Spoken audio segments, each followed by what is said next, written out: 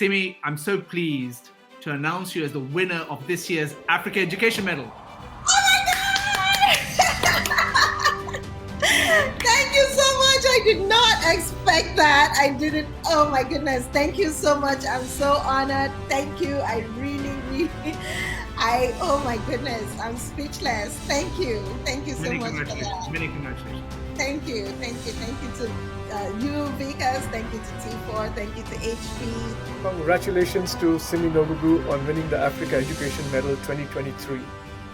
Her work is empowering the next generation of the African continent, and there are so many who will be inspired by her. The Africa Education Medal brings together changemakers who are making a difference in the continent, and I know that Simi's work is going to be a supreme example of what needs to happen and change in the African continent, and so many will follow in her footsteps. Once again, congratulations, Simi. Well, Simi, my question was going to be, how does it feel to be named as the winner of the Africa Education Medal?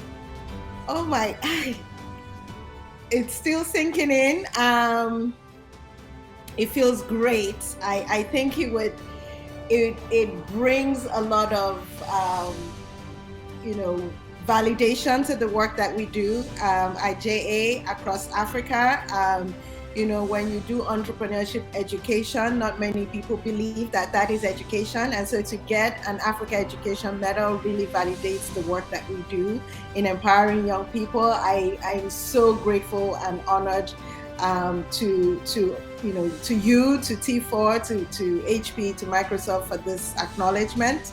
I'm looking forward to working with the 9 other shortlisted candidates. I read about them, and I'm very excited to be in the same category with them.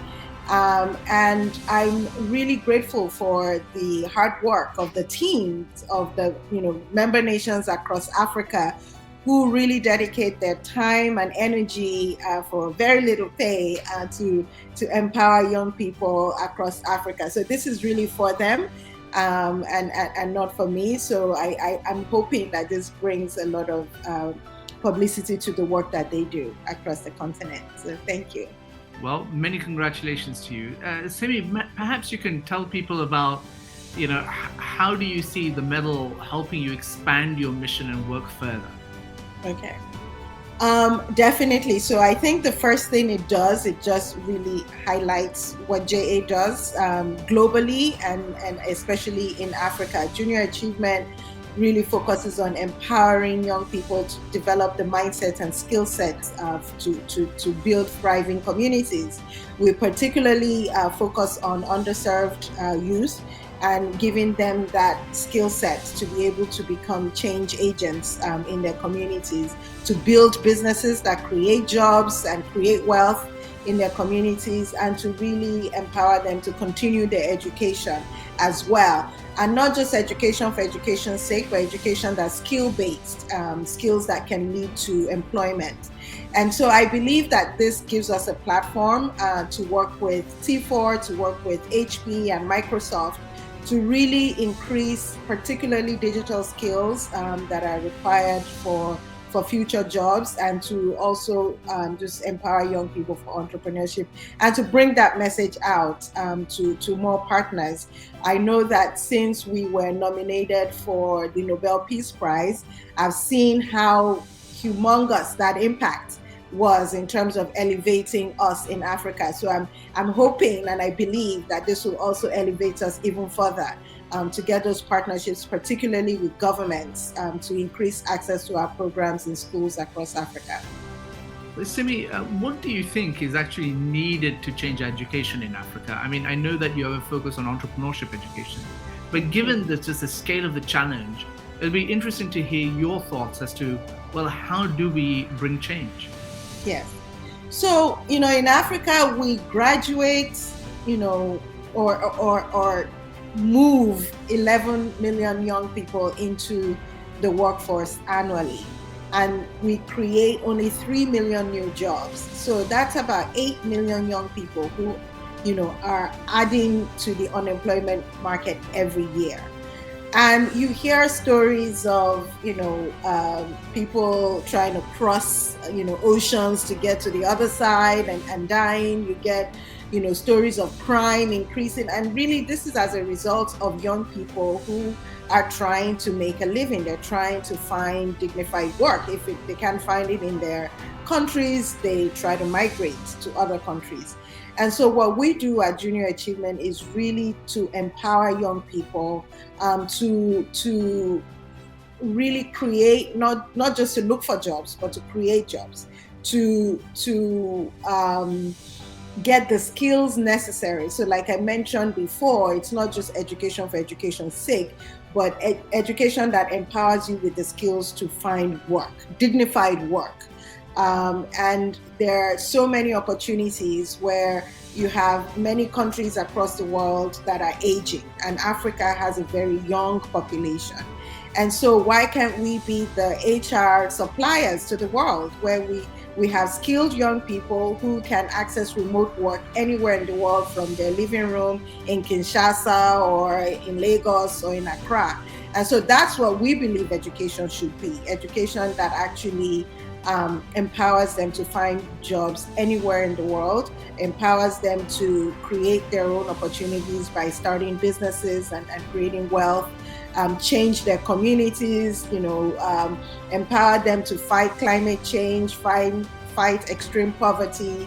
These are the things we focus on, real practical solutions to real world problems. And I think that's what education should be, particularly in Africa. This is as much a personal prize as it is an organizational prize. The Africa Education Medal is to mark your leadership, your impact, your advocacy. What is your one piece of advice to those who'd like to follow your footsteps? It's really to, first of all, believe in themselves. This is what we teach all our young people. Self-efficacy is really the theory of change for junior achievement across the world. And so my first thing is to really say, if you believe that you can do it, then you can. And so my thing is, for anyone who wants to go into the field of education, social entrepreneurship, leadership of any kind, the first, I teach emotional intelligence in most of our boot camps. And the first thing I teach is self-awareness as part of emotional intelligence. What are the things you're good at? What are the things that you're interested in? And what does the world need? And so when you find that, I call it your happy place, or I think the Japanese call it Kaizen, where what you're interested in and what you're good at, and it is also what the world needs, that is where you need to sharpen your knowledge, your interest, develop yourself, and be able to become a leader in that field. Let people come to you for solutions in that area where you are empowered because you're passionate about it. And it relates to anything, not just education. It relates to life, it relates to health, it relates to community building. And so if you are a social entrepreneur and you believe that you can make a change in health and you're interested in it, by all means, you can. Just educate yourself, develop yourself, and find mentors that can support you in doing that. That's what we teach at Junior Achievement, and it's what I teach young people who call me to say, I want to start an NGO. Where do I start? I need to look for money. No, before you look for money, figure out what is that critical place where something is needed in the world and you are able to provide it and you're interested in providing it, and then find mentors who can support you in developing that skill set. Simi, what is your message to those that are on the front lines of education, such as teachers? So the way the world is going, and I do talk to teachers quite a bit in my line of work, and I tell them, you are not able to have all the information necessary in the world to educate your students. So technology is your friend. I spoke to a group of teachers in Rwanda recently, and I was talking to them about ChatGPT. And there are a lot of schools where it's being banned and things like that. And I say embrace technology, embrace how can ChatGPT help you become a better teacher? Like when you are planning your lesson plans, do you go to ChatGPT and ask it to help you develop a lesson plan and then, revise it until it's perfect? Just embrace technology as a teaching tool. Embrace it as a tool that helps you even become more aware of new technologies that are being used, and even understanding that your role is no longer the expert on stage, but the guide by the side.